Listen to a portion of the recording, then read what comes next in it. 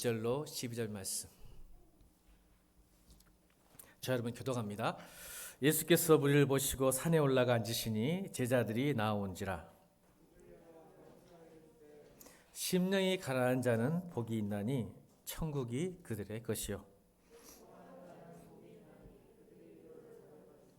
온유한 자는 복이 있나니 그들이 땅을 기업으로 받을 것이며.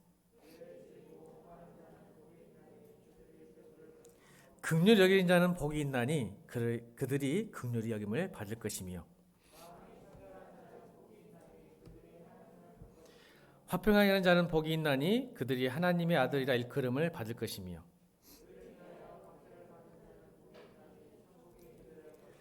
나로 말미암아 너희를 욕하고 박해하고 거짓으로 너희를 거슬려 모든 악한 말을 할 때에는 너희에게 복이 있나니.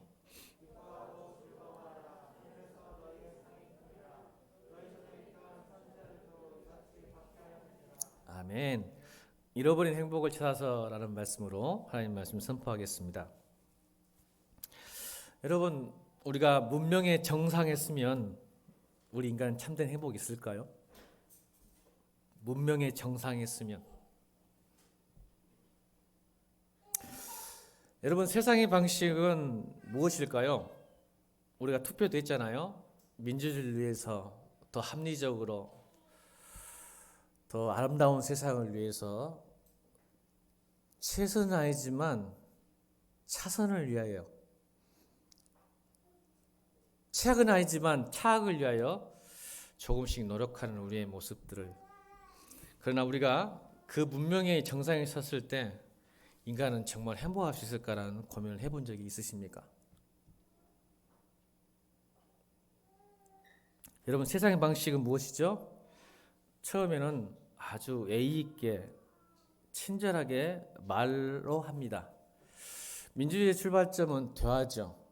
소통하고 대화하고 양보하면서 협력하면서 하는 것이죠. 대화하면 대화하고 교육하고 선전하고 광고도 합니다. 그런데 더 이상 이것이 해결되지 않을 때는 여러분 무엇으로 그 성패를 선택을 할까요? 무엇을 선택할까요? 우리 역사를 보면 알 수 있죠. 처음에는 친절하고 좋은 대화를 합니다. 제시도 안 돼요, 그게. 교육도 하고 광고도 선전도 하는데 안 됩니다.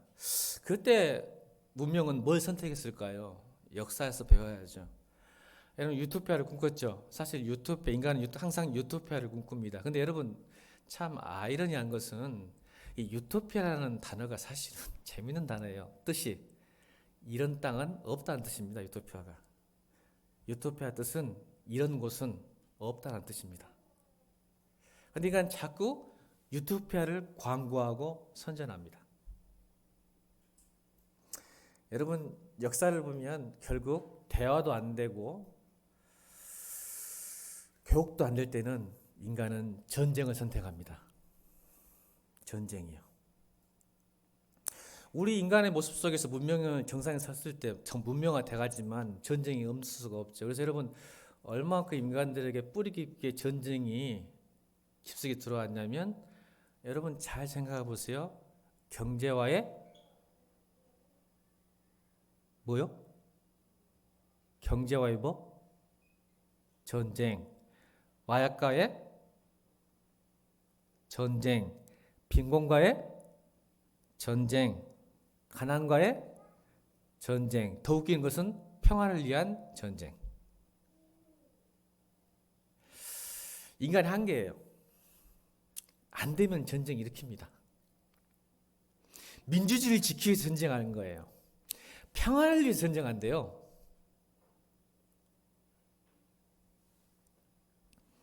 근데 점차 보면 우리나라도 민주화는 더 되는 것 같은데 대화와 타협을 잃어가고 있는 것 같습니다. 여러분 느끼시죠? 분열의 시대, 극단의 시대. 이제는 더 이상 대화가 안 되는 시대인 것 같습니다. 여러분 예수 앞에서도 좌파는 어떻게 할까요? 예수 앞에서 섰을 때 좌파는 예수를 십자가에 못 박아 쏘실 거예요. 좌파니까. 보세요. 못 박아라는 거예요. 그럼 우파는 어떻게 할까요? 예수님 죽이지 못하니까. 우리 우파가 이제 보수니까 교회 사람들인데 예수님 보고 뭐라 할 것 같아요? 여러분들은 예수님 십자가에서 내려와서 불심판하세요. 이게 인간의 요구사항입니다. 좌파는 예수를 십자가 못 박아라 죽여라 하지만 우파도 만만치 않아요. 예수님 왜 십자가에 있으세요? 내려오셔서 불심판으로 저들을 다스리십시오. 전쟁입니다. 예수님은 그 전쟁 가운데 사랑 때문에 십자가이셨고 사랑 때문에 심판하지 않으셨습니다. 하실 수 있었습니다.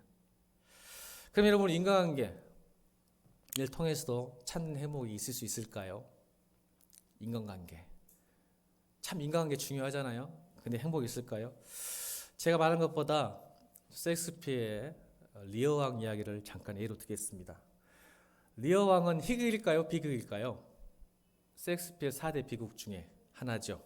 리어 왕. 왜 비극을 했을까요? 이것 때문에 그렇습니다. 인문학, 철학에서 말하는 인간의 비극이 무언가를 리어 왕에서 정확하게 묘사 이미 했어요. 어떻게 했죠? 리어 왕이 80세가 됐을 때 비로소 자기의 노후 대책을 씁니다. 힘이 있고 능력이 있었기 때문에 리어 왕은 절대 노후 대책을 가지지 않았어요. 근데 이제 80이 되니까 슬슬 나를 보호해야 되겠구나. 그래서 세 딸이 있었어요. 세 딸. 그들에게 말합니다. 이 많은 권력과 돈을 줄 테니 나를 사랑하라고 강요합니다. 근데 첫째 딸과 둘째 딸은 그러겠다고. 뭐 때문에요? 아빠의 힘과 권력과 돈 때문에 그러겠다고 아첨과 압을 합니다. 아버지밖에 없어요. 두 딸들이 다 그래요. 근데 셋째 딸 코델리아가 nothing이라는 단어를 썼어요. nothing. 아빠에게 nothing. 그건 사랑이 아닙니다. 근데 리오 왕이 이 nothing을 오해합니다. 야, 셋째 딸 날 사랑하지 않는구나. 그래서 첫째 딸과 둘째 딸에게 모든 권력과 돈을 주죠. 어떻게 돼가죠? 배신당합니다. 철저하게 배신당. 그래서 비극이죠. 이 부녀 관계, 친족 관계, 아들과 딸과 부모의 관계에 있어서도 돈과 권력과 명예가 얼마나 큰 장을 작용하는지 인간관계에서 이걸 비극이라 그래요. 인간의 비극. 나중에 그 리어 왕이 처절하게 거지가 되고 노쇠됐을 때 어릿광대가 했던 말이 더 우리를 비참하게 만듭니다. 뭐라고 어릿광대가 리어 왕 앞에 조롱을 하죠. 그러니까 말이야 리어 왕 네가 힘있고 돈 있을 때 이렇게 해야지. 제가 읽어드릴게요. 영어는 발음이 안 좋아하고 못 읽을 것 같고 그냥 한글로 번역할게요. 리어 왕에게 어릿광대가 조롱하면서 말해요. 인간의 비극입니다. 있다고 다 보여주지 말고 안다고 다 말하지 말고 가졌다고 다 빌려주지 말고 들었다고 다 믿지 마라. 이 바보야. 여러분 자기계발서에서 만약 세상에서 이 구절은 굉장한 경험입니다. 여러분 이렇게 사셔야 돼요. 세상을 잘 사는 겁니다. 이게 나쁜 말이 아니에요. 정확한 거예요. 여러분 세상을 살아갈 땐 이렇게 사셔야 돼. 지혜로운 겁니다. 근데 셰익스피어는 이걸 비극이라고 얘기해요. 안 거죠. 왜요?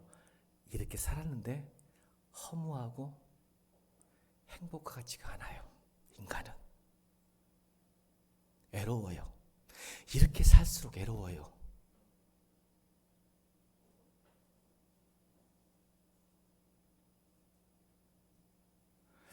여러분 하나님 없는 인생이 우울하지 않는 것은 비양심적으로 사는 겁니다. 다시요. 저는 우리 강대상 여러분들 분명히 얘기합니다. 하나님 없는 인생이 우울하지 않게 사는 것은 비양심적인 거예요. 자신을 속이는 겁니다. 저는 자신 있게 얘기할 수 있습니다. 여러분들에게. 자신을 속이는 방법이 있어요. 나는 우울하지 않다는 거죠. 그래서 끊임없이 먹고 끊임없이 놀고 끊임없이 다른 목표를 향해서 뛰어갑니다. 그 허무함과 불행을 속이기 위해서 애써 자기의 양심을 속이는 거예요. 도망치는 거죠. 회피하는 겁니다. 가짜죠. 제 나이가 되면요. 압니다. 그 자기를 속이는 방법.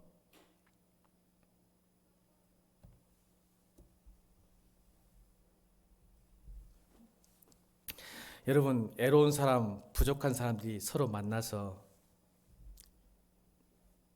뭐를 할까요? 잘 생각해서 이제 얘기할게요. 애로운 사람과 부족한 사람이 만나서 서로 관계예요. 왜 사람이 관계를 좋아하는지 아세요? 외로우니까, 부족하니까 만나서 채우려고 합니다. 그래서 뭘 할까요? 요구를 해요. 필요를. 여러분, 외로운 사람, 부족한 사람이 사람 만나면 줄 것 같아요? 아니요. 그 사람이 뭔가 필요하기 때문에 부족한 것을 갖고 싶은 거예요. 그래서 관계를 자꾸 갖는 거예요. 근데 자꾸 실망하죠. 외롭고 부족한데 이 사람이 날 채워주지 않았더니 인간에게 실망하는 거예요. 그래서 또 다른 걸 만나봐도 그것도 그거예요. 또 다른 걸 만나면 또 그것이 그거예요. 지금 자기가 외롭다는 거거든요. 부족하다는 거거든요. 채우고 싶은 거죠. 근데 인간은 절대로 채울 수 없는 존재예요. 서로가. 그러니까 정산이 일어나요. 어떤 정산이요? 내가 너한테 뭘 줬는데 플러스 마이너스 곱하기 나누기가 그 사람과 만남을 통해서 생각하는 거예요. 그래서 제 인생 살아보니까 이렇게 했더라고요. 주는 것은 곱하기인데 받은 것은 나누기더라고요. 인생이. 다시요. 제가 살아보니까 주는 것은 곱하기예요. 정산을 해요. 스스로가. 인간관계를 통해서 정산하는데 인간은 주는 것은 곱하기입니다. 하나 주면 열 줬다고 생각하지만 열을 받았는데 하나 줬다고 받았다고 생각하는 게 인간의 본성인 것 같아요. 그러니까 서로 문제가 생기는 거예요. 채울 수가 없어요. 그렇게 생각하니까. 여러분, 세상에 이게 갈등과 분열과 어려움이 있을까요? 다 외롭고 부족해서 채우고 싶어서 자꾸 저는 인권을 죄라고 생각해요. 인권 전쟁이잖아요. 왜 인권을 이렇게 주장할까요? 내가 지금 부족하니까 나는 가져야 되겠다가 생각하니까 인권과 외롭고 부족한 사람이 자꾸 만나니까 갈등이 생기는 거예요. 힘든 거예요, 사는 게. 조금은 조금은대로, 사장은 사장대로 자기의 인권이 있어요. 자기의 권리가 있는데 이걸 채울 수가 없어. 남편과 아내도 마찬가지야. 남편에게 채우고 싶은데 안 채워져. 아내에게 채우고 싶은데 안 채워져요. 그래서 딴 길을 가겠죠.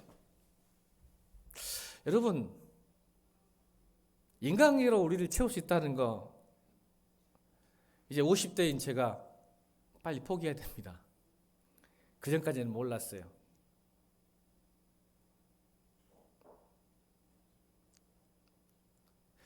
여러분, 죽을 때까지 안 채워진다고 저는 확신합니다.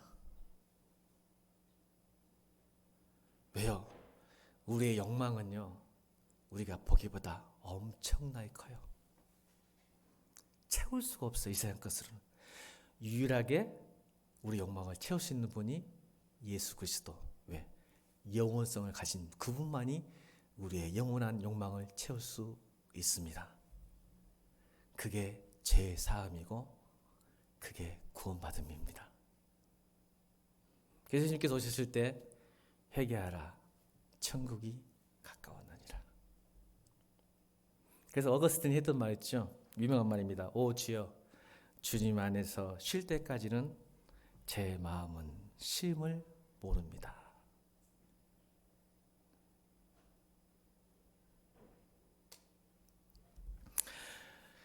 여러분, 애굽에서 이스라엘 백성들을 구원에서 잠깐 설명할게요. 애굽에서 이스라엘 백성들 구원하기 위해서 약 몇 년이 걸렸죠?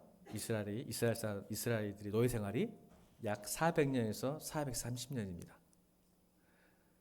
그러면 그 동안에 노예와 종의 근성, DNA가 상승됐겠죠. 노예의 근성. 그래서 가나안 땅을 들어가셨어요. 근데 가나안 땅 갔더니 여러분, 이집트만큼 만만치가 않아요.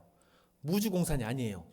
가나안 땅 갔더니 이스라엘 백성보다 더 크고 더 문명이 발달하고 더 힘센 7족속과 6 원주민이 살고 있었죠. 그냥 아무도 없는 데 갔으면 좋았을 텐데 구원받아서, 이집트에서 구원받아서 가나안 땅에 아무도 없는 곳에서 마음껏 살면 좋을 텐데 오히려 예굽보다 더 우상숭배가 강하고 미개하고 더 힘센 사람들이 있었다는 거죠. 왜 그랬을까? 또 애굽에서 가나안 가기 전에 또 공백기가 있었죠. 몇 년의 공백기가 있었죠? 가기 전까지 40년. 이 40년의 공백기간이 왜 있었을까요? 이거는 바로 노예의 DNA를 하나님께서 빼고 싶었던 거예요. 광야 생활을 통해서 우리가 가졌던 노예의 근성, 400년 동안 가졌던 근성. 그러니까 광야에서 끊임없이 이집트를 그리워하잖아요. 우리가 예수를 믿어도 왜 고난이 있겠어요? 왜 아픔이 있겠어요? 우리 안에 DNA를 끄집어내서 회복시키셔야 돼요. 그게 가장 효과적인 방법은 고난이에요. 또 뭐예요? 그것만 있는 게 아니라 두 번째는 하나님이 그 광야 생활을 통해서 하나님을 경험하게 하세요. 하나님을. 그러니까 이 땅에서 지금 우리가 이집트에서 구원을 받았어요. 지금 여러분 지금 이 땅의 삶이 가나안 땅의 삶일까요? 광야의 삶일까요?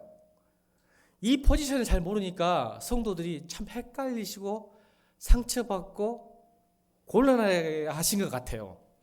여러분 우리 지금 여러분은 가나안 땅에 가신 게 아니에요. 어디에 계세요 지금? 광야에 계세요. 가나안 땅에 들어가기에 합당할 수 있도록 준비시키시는 거죠 하나님께서. 아멘. 그래서 마치 내가 가나안 땅에 온 것처럼 요구를 해요. 그래서 하나님께 순종하지 못하죠. 아니 하나님에 대한 의심이 생기는 거예요. 왜 구원 받은 백성에게 이렇게 아픔이 있고 상처가 눈물이 있습니까? 하나님을 경험하기 위해서 그러는 거예요. 우리의 노예의 DNA. 여러분 노예의 DNA뿐만 아니라 여러분 수천 년 동안 쌓은 우리의 죄의 DNA 있습니까 없습니까? 400년 만에 노예 DNA가 아니라 우리 인간은요 수천 년 동안 쌓아온 죄의 DNA가 있어요. 이것을 빼내야 돼요 하나님께. 그래야 가나안 땅에 들어갈 자격이 있는 거죠. 사심적으로 보여주는 거예요. 노예 DNA를 없애고 또 하나님을 경험하게 합니다. 또 하나님 경험은 하나님 나라를 경험하는 거죠. 그래서 여러분 저도 한때는 죽어서 가는 곳이 하나님 나라였다고 생각했는데 그게 아니에요. 이 땅에서 하나님 나라를 누리게 하시면서 이렇게 사는 것이 하나님 나라라는 것을 알게 하심으로 하나님 나라를 경험하게 하심으로 하나님 나라를 이 땅 가운데 소망하게 하시는 거예요. 소망. 그래서 이 땅의 삶이 어려운 삶이지만 그럼에도 불구하고 순간순간마다 하나님께 주신 하나님 나라를 경험하기 때문에 내가 빨리 가고 싶다. 아멘.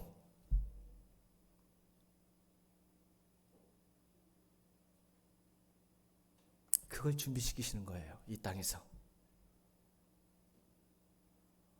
근데 하나님 나라를 경험하지 못하면 하나님 나라 소망이 없어요. 왜? 여기가 좋은데 뭐. 경험을 못하는 거죠. 근데 이게 있어요. 여러분 우물 아래 개구리죠. 전정지와 우물 아래 개구리.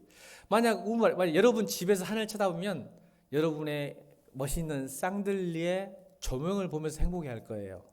우리가 집에서 하늘 쳐다보면 천장밖에 없잖아요. 그래서 쌍들리를 보면서 행복하다 할 수 있는데 만약 개구리가 밖에서 하늘 쳐다보면 뭘 볼까요? 별을 보죠. 별을 보고 행복해해요. 이 차이예요. 여러분 개구리가 밖에 나가지 못하면 그 안에서 행복합니다. 인간은 그렇게 돼 있어요. 근데 이렇게 말하는 거예요. 밖에 나간 개구리가 하늘 쳐다보고 별을 보고 행복했는데 다시 집에 왔다 갑시다. 밖에 있다가. 그러면 그 별을 보고 행복했던 그 개구리가 집에 와서 천장을 봤을 때 쌍들레를 볼까요? 별을 볼까요?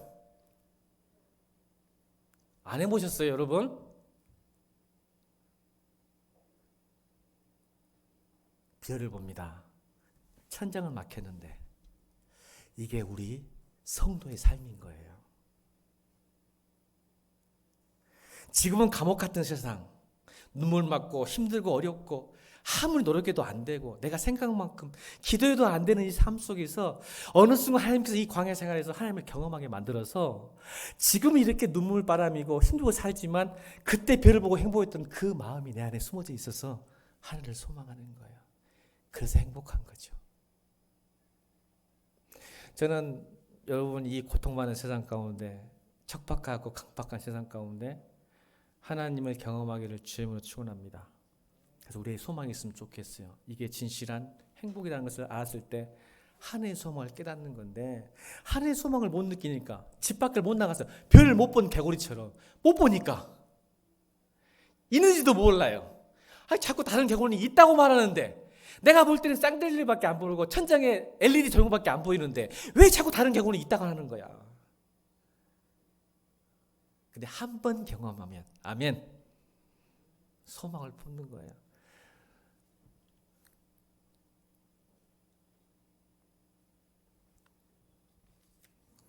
그래서 하나님께서 이 광야 생활에서 어떻게 만드시죠? 그리스도인들의 성숙은, 이 광야 생활하면서 성숙은 뭐죠? 완전 독립이 아니라 완전 의존으로 바뀌는 거예요. 그래서 하나님을 경험하면서 광야 같은 세상에서 만나와 매출하기, 불기둥과 구름 기둥이 없으면 내가 살 수 없겠다는 그 믿음이 생기기 시작하는 거죠. 성숙은 독립이 아니에요. 의존이죠. 완전 의존입니다. 하나님 없이는 안 되는구나. 은혜 아니면 살 수 없구나라는 고백이 되어지는 것입니다. 이게 광야의 훈련이고 우리 교회의 시대입니다. 그때 멀지 않았어요. 하나님 나라가 온다는 거죠. 그래서 여러분, 사실은 우리 안에 숨어져 있는 예수를 믿어도 또 현재 삶에 우울해합니다. 그건 정상이에요. 우울하지 않는 것은 뭐예요? 비양심적이라니까요. 그래서 세상 사람들은 그걸 속이기 위해서 애써 강하고 싶어, 강하게 보이고 나는 평화해, 나는 괜찮아 하기 위해서 뭐라 하겠죠? 끊임없이 놀고 먹고 목표를 달성해요. 성취를 해요. 근데 목표 달성하니까 또 달성하고 싶어. 안 돼. 끝나면요. 또 허무해요. 할 게 없어. 그러니까 또 목표를 설정하면서 또 뛰어가는 거예요. 왜요? 허무한 걸 다스려야 되는데 어떻게 해요? 안 채워지는데. 늘 내 속에 있는 불안과 두려움과 비교의식 속에서 자유하지 못하는 우리 삶 정상이에요. 아멘. 근데 다시 말씀드려요. 우리가 문명의 정상에 섰을지라도 인간관계를 통해서라도 그건 채울 수 없다는 것을 인정하고 하나님을 의존하십시오. 그러면 여러분, 제가 인간관계가 나쁘다는 뜻이 아니지 아시죠? 오해하지 마세요. 인간관계가 나쁘다는 게 아니라 어느 정도 좋은 사람 만나면 정말 행복합니다. 그러나 완전히 채우지 못한다지 인간관계를 끊어보라는 게 아니잖아요. 이해하셨죠? 또 문명이 나쁘다는 게 아니잖아요. 우리 교회는 그런 사람이 없을 거예요. 그렇게 극단적인 사람이 없겠지만, 그러나 거기에 삶의 지향점이 생기면 함정에 빠진다는 걸 설명하고 싶은 거죠. 삶의 지향점이 인간관계고 목표라고 문명이라면, 돈이라면 반드시 여러분 함정에 빠지고 넘어지고 부서집니다. 깨집니다. 그래서 행복, 하나님께서는 그래서 여러분 마태복음 5장은요 예수께서 이 땅에 오셔서 첫 번째 설교예요. 첫 번째 설교 얼마나 중요하셨으면. 생각해본 적 있으신가요? 예수님의 첫 번째 설교 복음 전파를 하셨죠. 회개하라 천국이 가까우냐. 이것은 설교가 아니라 선포예요. 그냥 야 빨리 회개해라. 근데 진짜 설교는 선포가 아니고, 설교는 그러면 하나님 나라가 왔다는 게 뭔가를 설명하시기 위해서 한 게 산상수훈이에요. 마태복음 5장. 하나님 나라가 뭔지 아니 하시면서 그 하나님 나라를 풀어주는 게 마태복음 5장 1절로 12절 말씀입니다. 첫 번째 설교 얼마나 중요했어요. 여러분, 인간의 첫 번째 설교, 여러분 목사가 돼서도 여러분 첫 번째 축도, 첫 번째 설교 잊어먹지는 못합니다. 첫 번째 축도는 벌벌벌 떨어요. 목사 돼가지고 얼마나 긴장하고 설교하고 그랬어요. 예수님도 그렇고 마지막 설교도 그렇죠. 이 첫 번째 설교가 행복이라는 거죠. 예요. 하나님 나는 행복하다는 거예요. 아멘. 그래서 사실은 심령에 가난 자는 복이 있나니, 이게 좀 언어로 하면 이게 감동이 없어요. 사실은 이거예요. 행복하다, 행복하다. 감탄사로 시작합니다. 헬라어에는, 원어에는 이걸 번역을 이렇게 해야 돼요. 행복하다. 마음이 가난한 사람들, 그들이 하나님이 나라가 그들의 것이다. 이렇게 행복하다. 감탄사. 한번 해볼까요? 행복하다. 행복하여라. 행복하다. 마음이 가난한 사람들. 이렇게 해석하는 게 더 대화처럼 좋죠. 행복하다는 거예요. 이미. 그러니까 여러분, 해피니스의 뜻이 뭐라겠죠? 여러분 저번에 한번 제가 설교했죠. 해피니스, 행복이라는 단어는 해프니 어원이에요. 해프니 뭐예요? 이미. 행복은니까 따라합시다. 행복은 쟁취하는 게 아니라 발생하는 거다. 그러니까 이분 구원받으면 행복을 쟁취하는 게 아니라 행복이 내 안에서 발생되죠. 해픈이래요. 해픈. 해피니스의 어원은 해픈이에요. 행복은 뺏는 게 아니에요. 전쟁에서 세상은 행복도 전쟁에서 뺏어요. 알잖아요, 여러분. 내가 행복해서 남이 좀 불행해져야죠. 치킨 게임이니까. 근데 하나님은 행복은 이미 주어졌는데 내 안에서 발생되어지는 거예요. 아멘. 근데 이게 있는데 그걸 못 누리는 거예요. 힘이 있는데 구원이, 행복이. 권사님, 행복이 얼마나 많은지 몰라요. 권사님 마음에 지금 이미 그걸 발생시키지 못하는 거예요. 누리지 못하는 거예요. 그러니까 하나님 나라가 이미 왔는데 그걸 누리지 못하고 자꾸 쟁취하려고 그래요. 빼앗으려고 그래요. 가지려고 그래요. 이미 있어요, 여러분. 그래서 말씀하시는 거죠. 행복하여라 마음이 가는 사람들 하나님 나라가 그들의 것이다. 부유함이 행복의 중요한 조건이라고 말하는 세상을 향해 예수님이 복음을 전파한 겁니다. 다시요. 부유함이 행복의 최상의 조건이라고 가르치는 세상을 향해 예수님의 첫 설교는 하나님 나라는 마음이 가난한 사람들이다. 뭐에 가난한 사람일까요? 영적 파산이죠. 그러니까 하나님으로 갈급한 사람, 영적인 가난. 근데 이러면 영적인 가난보단 우리는 내 삶의 안전장치 이를 마련해 두고 살죠. 아시죠? 내가 행복하게 해서 안전장치가 필요하죠. 돈도 직장도 가족도 명예가 필요해요. 그런데 말이다. 하나님 나라는 그것을 오는 게 아니라 하나님을 향한 가난한 마음. 여러분 가난한 거 한 끼 먹는 거 고기 하나 먹는 거 굉장히 갈급해 하잖아요. 근데 언제부턴가는 우리 하나님을 여러분이 갈급하지 않아요.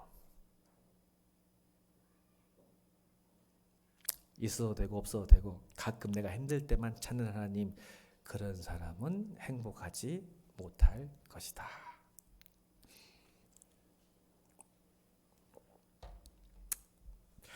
이게 1980년도에 설교했으면 큰일 날 설교죠. 왜? 다 가난할 때였으니까. 70년대, 60년대. 네, 여러분 행복하세요? 고기 잘 드시고 마음껏 여행도 가시는데 행복하세요? 그렇다면 이제 바꿔보세요. 먹을 게 있고 돈 좀 있고 좀 여유가 있으시면 빨리 바꾸세요. 그것 때문에 행복 안 하는 거 이미 알고 계시잖아요. 그러니까 빨리 바꾸셔서 하나님에 대한 가난한 마음으로 회복되기를 주의 이름으로 축원합니다. 그럼 여러분 고기 먹는 것도 행복하고요. 노는 것도 더 행복해지셨다고 저는 믿습니다. 놀아도 행복하잖아요, 여러분. 이유가 있어요. 경험하시기 바랍니다. 아멘. 축복합니다. 하나님에 대한 갈급함, 영적 가난함이 여러분을 더 행복하게 할 줄로 믿습니다. 두 번째는 뭐예요? 행복하여라 슬퍼하는 사람들 그들이 위로를 받을 것이다. 슬퍼요? 우와. 불난 곳에 기름 붓는 거예요. 슬픈데 슬퍼하라고? 애통하라고? 이게 뭘까? 여러분 주어가 빠졌어요.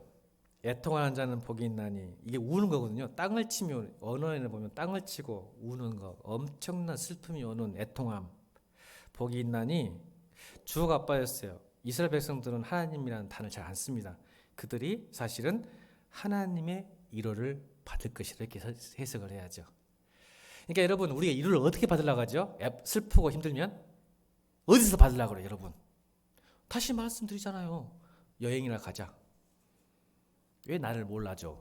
나 힘들고 어려운데 당신이 날 알아줘야지. 남편이잖아, 아내잖아, 자식이잖아. 아이씨, 자식도 안 되고 남편도 안 되고 아내도 안 되니까 놀러나 가자. 아니면 뭐 똥이나 하나 살까? 똥이나 하나 사자. 뭐 쇼핑이나 하자. 이러고 안 되죠. 어느 정도는 되겠죠. 어느 정도는. 저도 양복 하나 사면 기분 참 좋더라고요. 어느 정도 되는데 이게 이로가 사실 또 안 돼요. 그러니까 이 말이에요. 여러분의 애통함이 이로가 어디에 향하냐면 어디에게? 여러분 힘들고 어려울 때 누구를 찾아라는 거예요? 하나님의 위로를 받으려면 그 애통함이 어디로 가야 돼요? 힘들고 억울하고 아프면 어디로 가란 말이에요. 그러니까 사람에게도 가서 위로 받으세요. 받지 말란 말 아니에요. 또 그것도 필요해요. 힘들고 어려울 때 집사람들 전화해서 목사님 고기 먹게요 하면 기분 좋더라고요. 너무 힘들 때도 먹기도 싫긴 하더라면 하여간 좋아. 신경 써줘서. 근데 위로가 또 안 돼요. 먹고 나니까 또 먹고들 좋았던데. 그러면 그 애통함을 가지고 어디로 와야 한다는 거예요? 어디로? 그 애통함 어디요? 하나님께 가는 거예요. 하나님의 위로를 받기 위한 애통함. 아멘. 이게 하나님 나라예요. 그러면 하나님이 위로하면 여러분 끝납니다. 근데 우리는 자꾸 사람에게 받으려고 하고 다른 것에 어떤 물질적인 것을 보상을 받으려고 하죠. 보상 심리가 있기 때문에. 두 번째 축복입니다. 행복한 사람은요, 진짜 힘들고 어려우면 주님께 딱 돗자리 깔고 울어버리세요.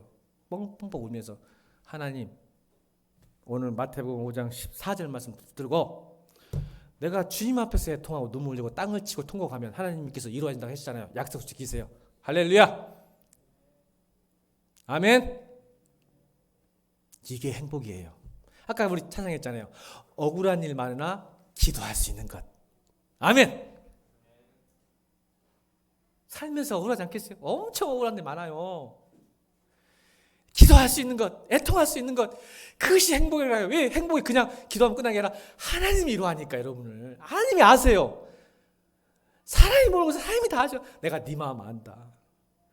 얼마 억울하고 힘드냐, 얼마 짜증나냐, 한다. 기다려, 내가 역전시켜줄게.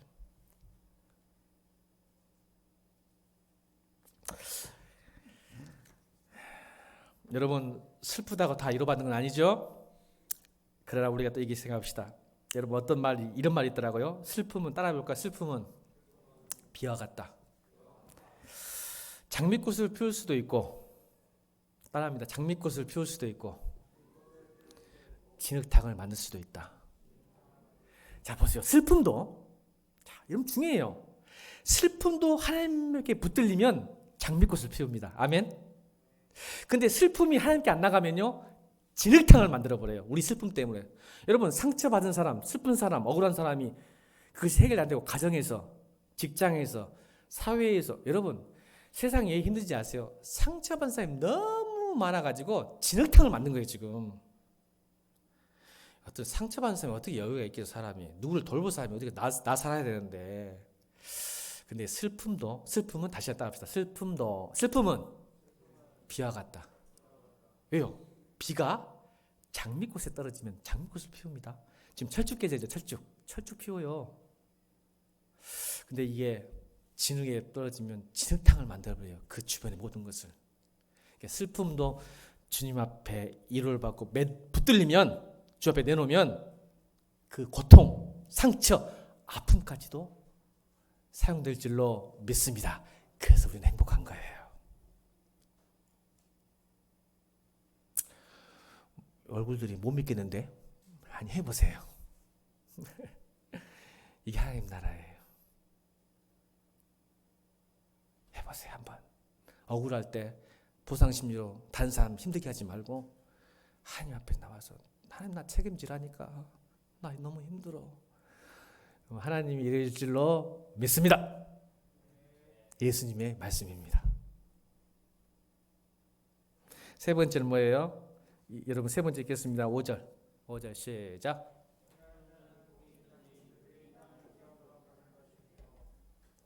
이렇게 하죠. 행복하여라 온유한 사람들아, 그들이 땅을 차지할 것이다. 어떤 세상이죠? 모질지 않으면 사람들의 이용거리가 된다고 가르치는 세상을 향해. 다시요. 더가지 않으면, 모질지 않으면 사람들의 이용거리가 된다고 말하는 세상을 향해 예수님은 온유한 자가 땅을 차지한다고 얘기합니다. 미치겠죠, 여러분? 하나님 나는 그런 것이 아니야. 다시 말할게요. 내가 모질고 독해서 세상 살아가면 내가 죽어요. 하나님이 그걸 안 거예요. 하나님이. 근데 세상은 좀 독해지고 모질해야 너 산다. 그러니까 우리가 불행한 거야. 세상의 가르침이 그렇게. 책 보세요. 세상 책 보라니까 뭐 눈물 흘렸다 하더라고. 조금 미기적인 게도 괜찮아. 그러니까 눈물 찍찍 흘렸다 하면서 엄마 정말 이게 지금 행복할까?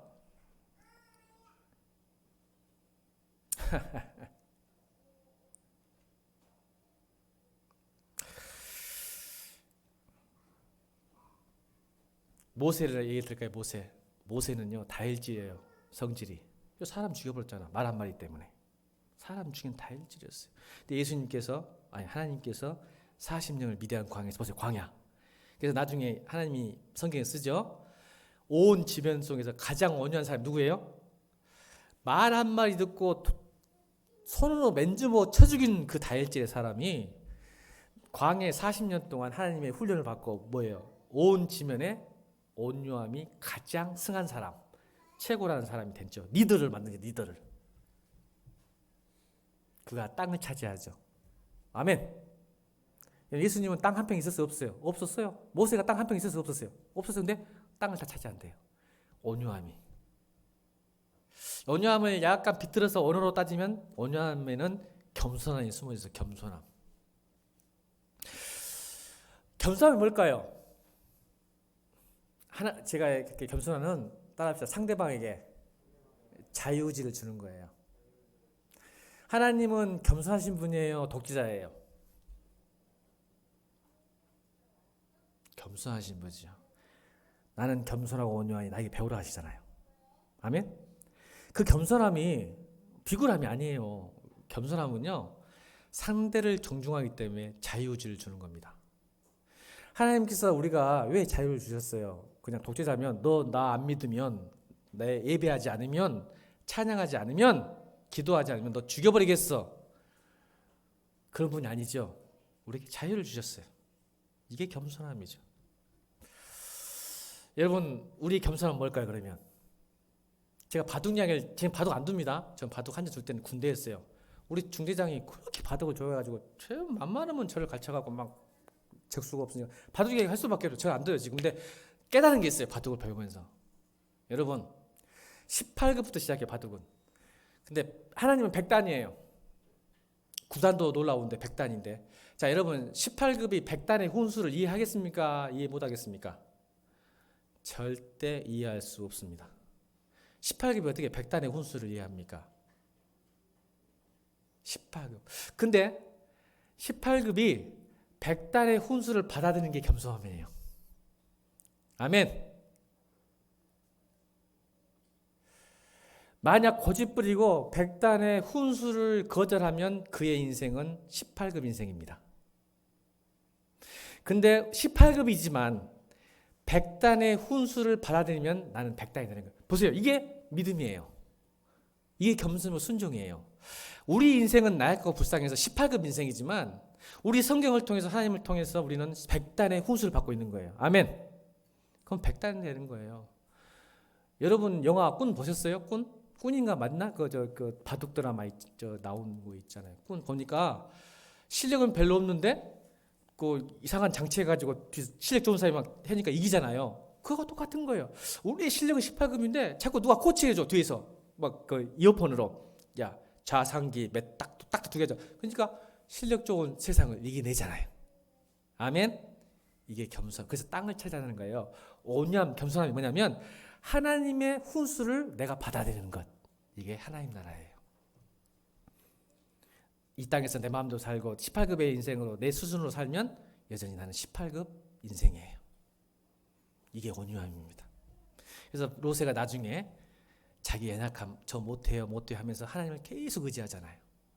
성숙은 독립이 아니라 의존입니다. 그래서 왜? 100단의 인생을 살기 때문에 그렇죠.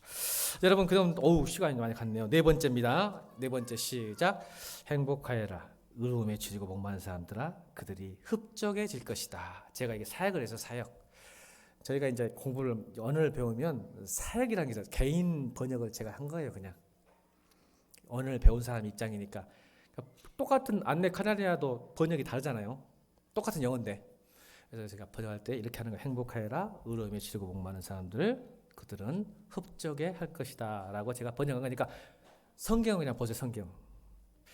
이건 무슨 의미일까요? 편하게 살려면 세상과 적당히 동화할 줄도 알아야 한다고 가르치는 세상을 향해 예수님께서 정면 돌파하시는 거예요. 편하게 살려면 세상에 적당히 타협하고 동화할 줄 알아야 된다는 것. 근데 의에 지고 목마른 자는, 한번 읽어볼까요? 6절 성경 말씀 6절 시작.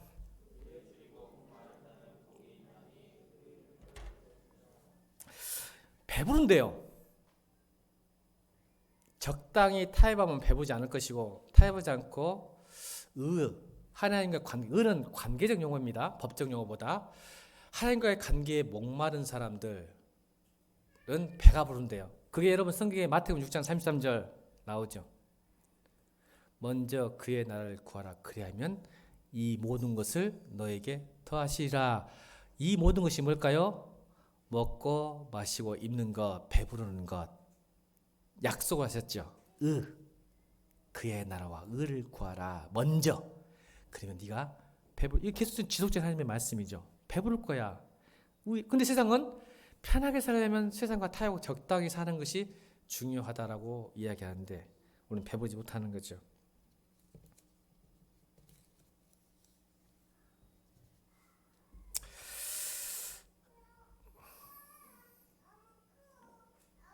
무엇을 입을까, 무엇을 마실까 염려하지 마라. 하나님 관계가 멀어지면 먹을 거, 입을 거에 염려하게 됩니다. 그걸 아신 거죠. 다시요. 하나님과 관계가 멀어지면 반드시 우리는 염려가 생깁니다. 어떤 염려요? 생존에 대한 염려, 두려움이 생겨, 불안. 또 비교의식까지. 나는 18평, 24평 아파트인데 내 친구는, 내 동창은 48평이네. 하나님과 멀어지면 이걸 아신 거예요. 배가 부르지 않아요. 헛헛해요. 허무해요. 짜증이 올라와요. 그래서 하나님은 그것도 중요한지 안다. 아멘. 중요하다니까요. 그래서 맹자도 그랬죠. 무왕산 무왕심이라고. 무왕산. 직업이 없으면 사람은 항상 마음을 유지할 수 없다래요. 맹자가 이것도 인정해요. 여러분 먹을 게 없고 일할 게 없으면요 우리는 평정심이 없어요. 무왕산 무왕심 유명한 말이에요. 그거 인정해요. 근데 아니다. 우리는 먼저 하나님 관계를 회복해라. 그러면 배부르게 해줄 거다. 아멘. 저는 이런 간증이 많이 나오길 원합니다. 좀 더 제가 마지막 8번째 그걸 같이 설명할게요. 자, 그럼 5번째 볼까요? 5번째 읽겠습니다. 여러분 7절 시작.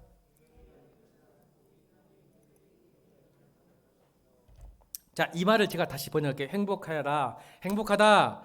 자비로운 사람들아. 그들은 자비를 입을 것이다. 이 말은 뭐예요? 빠르고 영악하게 어떤 상황에서든지 자기 이익을 챙길 줄 아는 능력 있는 사람이 인정받는 시대. 그래요, 안 그래요? 빠르고 재빠르게 영악해서 어떤 상황에서 자기의 이익을 챙길 줄 아는 것을 능력이라고 여기는 시대 때 자비함을 가져라. 그럼 넌 자비를 받을 것이다. 이 말은 빠르게 해석할게요. 여러분, 예수 믿고 손해보면 하나님이 갚으십니다. 이 말인 거예요. 말씀드렸잖아요.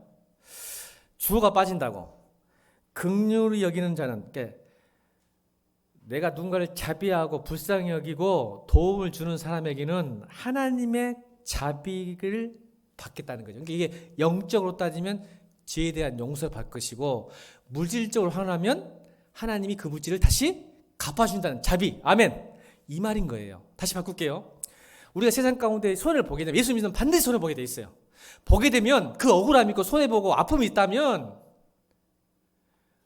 내가 자비 때문에 내가 잘못해가지고 손해보는 것은 하나님이 갚지 않지만, 을 위해서 말씀을 순종하기 위해서 손해보고 힘든 게 있다면, 내가 누군가의 자비 때문에 내가 먹고 싶은데 긍휼함 때문에, 우리 안에 긍휼함 있잖아요. 자비를 베풀었다면 여러분 자비 베푸는 게 손해나는 거죠. 그죠? 내가 못 먹고 내 입에 있는 걸 다른 사람 좋아하잖아.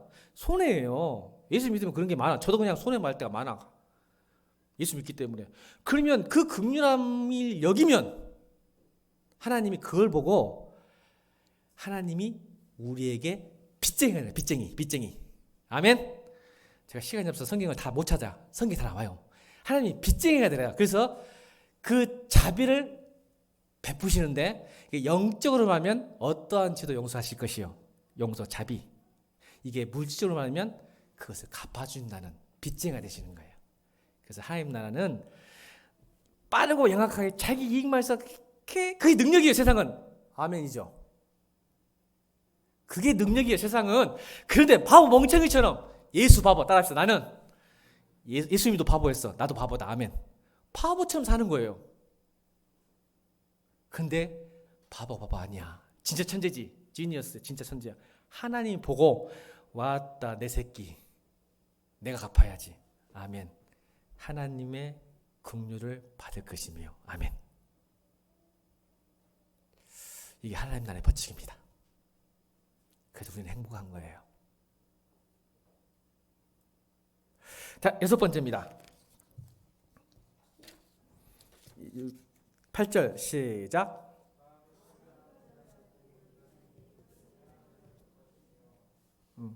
마음에 깨끗한 사람 하나님 본다는 것은 통한다. 하나님과 통한다는 거죠.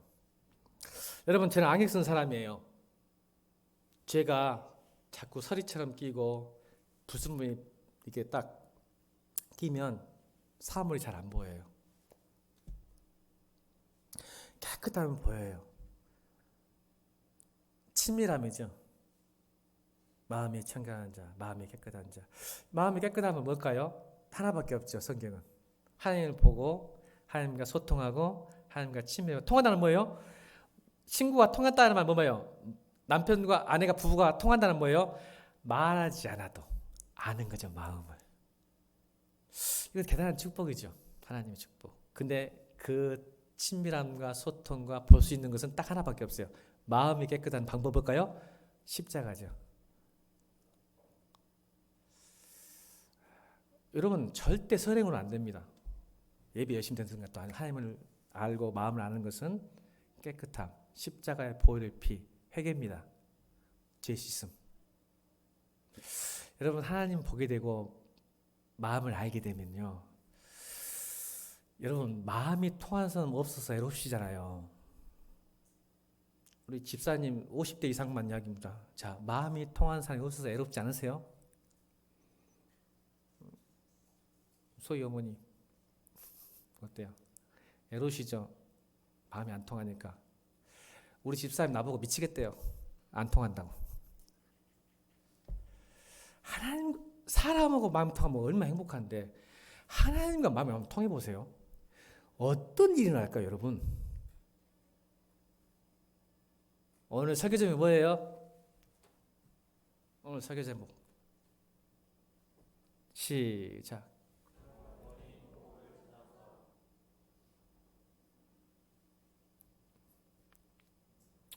하나님과 통하시기를 주로 축원합니다. 얼마나 행복한지 몰라요. 마음이 통해요. 마음이. 내 마음을 알아줘요. 말하지도 않아도 딱 움직이는데 하나님 아시는 거예요. 야, 구목사, 내가 네 마음 안다. 이 한마디 들으면요, 진짜예요. 많이 이런 일은 없지만 가끔 하나님이 이루어할 때는요, 내가 네 마음 안다. 그 한마디 들으면요, 다 눈높이 녹아요. 진짜입니다. 부러운 게 없어요, 여러분. 부러운 게 없어요, 여러분. 제가 욕심 없는 사람처럼 보이세요? 권사님, 제가 눈이 욕심이 없는 사람처럼 보이세요?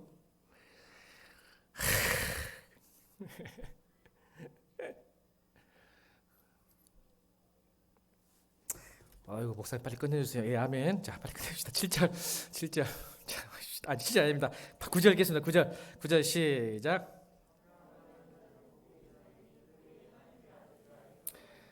행복하여라. 평안을 이루는 사람들, 그들은 하나님의 자녀 부를 것이다. 경쟁과 효율이 중심 가치가 되고 갈등과 폭력과 전쟁이 일상화된 현실에서 살아남으려면 절대로 사람들에게 만만하게 보여서는 안 된다고 가르치는 세상을 향해서 예수님은 피스메이커가 되라. 그러면 너는 하나님 자녀다. 이 피스가, 평화가 뭘까요? 그리스 헬라어로는 에이레네, 히브리어는 샬롬, 샬롬, 평강. 근데 사람들은 종종 얘기하죠. 내가 예수 믿지 않아도 평안합니다. 괜찮습니다. 평안할 수 있는 문제가 없습니다. 그런 사람 있어요, 없어요, 여러분? 있죠. 그런데 여러분, 이건 달라요. 냉장고가 비어도, 여러분, 냉장고가 안 비어야 행복하다 걸지, 사람들 평안하다 걸지. 한번 그 사람들 냉장고만 비워보세요. 냉장고가 비었다고 생각해보세요. 세상 사람도 그래요. 나 평안해, 문제 없어. 근데 냉장고 한번 비워보세요. 먹을 게 없을 때 그 사람이 평안하다고 말할 수 있는가? 그런 평안을 말하지 않아요, 성경은. 어느 정도 충족돼서 사람들은 평안하고 문제 없어라고 하죠. 어느 정도 내가 이치가 있고 먹을 게 있고 자식이 조금 대학도 좋은 데 들어가고 차 좀 타고 있을 때는 괜찮은데 뭐 이 정도면 이라고 할 수 있는데 없어 보세요. 된가? 성경의 말은 그게 아니에요. 있어도 없어도 항상 샬롬이에요. 평강이에요. 그래서 수고하고 무거운 짐진 자들아 다 내게로 오라 내가 너희를 쉬게 하리라. 이 쉰다는 말이 샬롬이에요. 안식, 참 안식을 내가 주겠다. 냉장고가 비어있든 교통사고가 나든 암이 걸리든 하나님이 줄 수 있는 에이렌의 샬롬이 임할 것이다. 화평케 하는 자는. 그래서 우리 성도가 그래서 행복한 거예요. 자, 마지막 봅시다. 10절 보겠습니다. 10절 시작. 우리 옆에 사람들에게 인사합시다. 예수 믿으면 반드시 손해본다. 제발 좀 해주세요. 예수 잘 믿으면 정말 힘들고 손해보고 받게 받는다. 시작. 이런 말 하기 싫으시죠? 하기 싫으시잖아요. 복 받을 거 행복해 한다잖아요. 근데 여러분, 리차드 로어가 쓴 위쪽으로 떨어지다라는 책이 있어요. 위쪽으로 떨어지다. 이 말은 우리는요. 여러분, 권사님 이런 말 있죠. 죽을 사람은 무슨 물에 빠져도 죽는다고요? 접시물. 이런 말이 있어요. 어른들한테. 사람이 죽으려면 접시물에 빠져 죽은대요. 근데 크리스찬은요. 제가 책 내용을 이야기하는 게 아니라 책 제목이 너무 멋있어서 지금 인용을 하는 거예요. 책 제목이. 안 읽었어요. 저 위쪽으로 떨어지다. 근데 책 제목이 너무 멋있는 거야. 그죠? 세상 사람들 재수 없으면 사람이 넘어져도 코 깨지고 죽을 사람은 접시만 죽는데 성도는요. 떨어지고 깨져도 위쪽으로 떨어진대요. 할렐루야. 이 말이 뭔지를 몰라서 감동이 없네. 우리 성도들이. 우리가 넘어지고 깨지고 고난받아도 하늘나라 간대요. 우리가 떨어져도 위쪽으로 떨어지지 밑방으로 안 떨어진대요. 이 책 제목이 너무 멋있는 거야. 와, 우리 크리스찬들은 의를 표포받고 말씀 순종하다 손해보고 힘들어도 떨어지고 밑바닥이 아니라 하늘나라로 떨어지는구나. 아멘. 그게 믿음이에요. 이게 축복이에요. 우리는 떨어지랴 떨어질 수가 없어. 왜? 하늘로 떨어져 우리는. 아멘. 우리는 그런 존재가 아니야. 밑바닥으로 떨어지잖아. 떨어져봤자 하늘이요. 저는 이게 너무 좋았어요. 그래서 바울이 그랬잖아요. 바울이 지금 감옥 가 있을 때 바울이 너는 끝났어. 어떻게 이렇게 잘 믿고 죽은 자도 살리고 병고치 고쳤는데 네 스스로는 감옥 가 있냐. 사람들 욕이 있어요. 밑바닥 떨어졌죠. 여러분 얼마나 쪽팔려. 예수 잘 믿는 사람이 감옥 갇혀갖고 꼼짝을 못해. 복음도 못 전해. 그때 빌립보서 1장 12절에 바울이 멋진 단어를 써요. 도리어. 제가 읽어드릴게요. 형제들아, 내가 당한 일이 도리어 복음 전파에 진전이 된 줄을 너희가 알기를 원하노라. 멋진 반전에 멋진 단어 하나. 도리어. 나의 떨어짐은 복음이 확장되어지는 하나님 나라가 충만해지는 역할을 하게 될 것이다. 위쪽으로 떨어진 인생이에요. 그게 의를 위해 핍박받는 성도가 하나님 나라가 내 것이라는 거죠. 이게 우리의 복입니다. 그래서 우리는 행복한 거예요. 잃어버린 행복을 찾으세요. 이미 행복은 여러분 안에 있고 주셨습니다. 근데 아까 말씀드렸죠. 개인의 욕망을 위해서 또 사회에서 성공하기 위해서는 아까도 적당히 손을 잡을 수 있는 융통성이 있어야 하는 세상을 향해서 의를 위하여 핍박받는 자는 복이 있다고 가르치시잖아요. 의를 핍박받기보다는 아까 손을 잡고 적당히 타협하기 때문에 우리는 행복하지 못한 거죠. 이미 있는데. 아멘입니까? 이거라니까요. 이거. 쟁취하지 말고 있어요. 이미 나라 왔다니까요. 하나님 나라가 왔어요. 이미. 근데 자꾸 재빠르고 양악하고 자기 이익 챙기고 모질고 독하게 사는 것이 마치 행복한 삶인 것처럼 가진 세상 앞에서 복음을 선포하시는 거죠. 아니다. 그러니까 네가 늘 인생이 불행하고 헛헛하지 않냐? 채워지지 않냐? 네 마음이 강팍하지 않냐? 애롭지 않냐? 힘들지 않냐? 하라고 말씀하시는 거예요. 그렇게 살아보니 행복하신가요? 늘 가짜로 살아야 되는데. 성경은 이야기하는 거죠. 잃어버린 행복을 찾아라. 여러분, 하나님이 주시는 것과 우리가 원하는 게 다른 거 아시죠? 다시요. 결론이에요. 결론. 시간이 많이 지나 죄송합니다. 내가 원하는 것과 하나님 주시는 것은 너무 달라요. 그래서 갭이 생겨 신앙에.